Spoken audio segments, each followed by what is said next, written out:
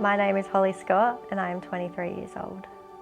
I was on my way home from work one night. I rang Johnny, my boyfriend, that I'd just finished and I was on my way to his house and I never made it home. He rang me 4 times, I didn't answer. He had a gut feeling and came looking for me. He found me a street away from his house with my car wrapped around a tree. Yeah.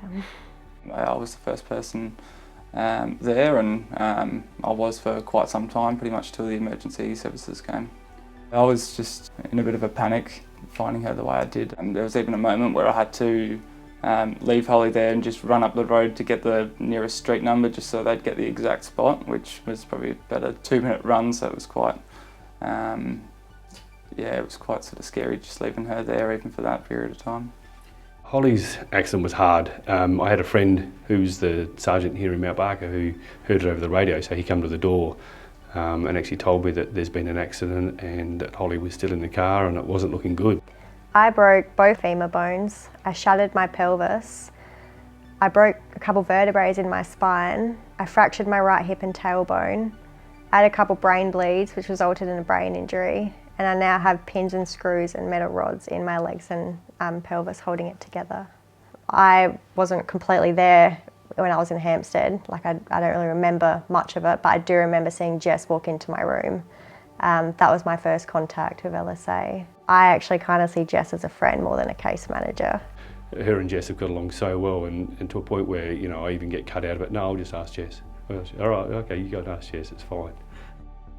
I guess my initial involvement with Holly was around making decisions around her therapy and what she needed and who she wanted to work with and what goals she had.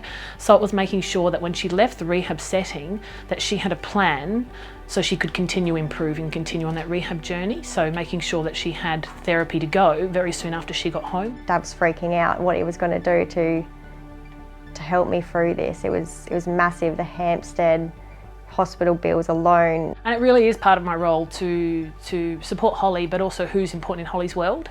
And some of the key people that were important in Holly's world was Richard and Johnny. LSA, they look at it as, if my support system isn't at their best, how am I meant to be at my best? So they are funding now counselling and psychology to my dad and Johnny. Really grateful to have LSA there. They played a big role, and for myself as well, there was all the support I could possibly ever need. I made this video of my accident.